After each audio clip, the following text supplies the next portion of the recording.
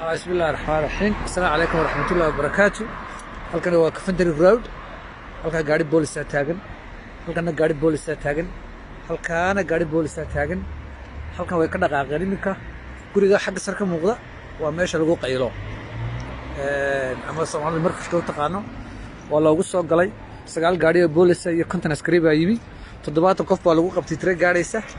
midkiiba waxa loo jaray lacag gaaraysa. arimsa loo jaray ganaax amsa. marka cid soo sheegtay lama yaqaan oo kuwa halka taagan oo kuwa halka boolis ku haystaan ee Soomaaliyeed laba kala daa COVID-19 ka iyo muqsamaana fadhisan isma galayaan aad baa idin salaamay meel kasta joogta.